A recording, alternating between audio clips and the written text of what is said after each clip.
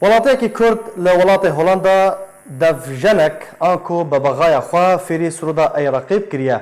Penaberê bi navê Harûn Mihemed Elî di çarçoveya heyvekê de bi bexaya xwe fêrî sirûda niştîmanî ya Kurdî Ey Reqîb kiriye.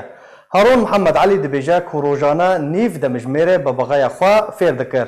Harûn Mihemed Elî xelkê gundê Tilxezal yê bajarê Kobaniyê Rojavayê Kurdistanê ye temenê wî 46 salî ye. Vîdyoyek taybet ji arkêra şandiye em ê bi hev re temaşe bikin ku çawa bi bexaya xwe sirûda Ey Reqîb dixwîne.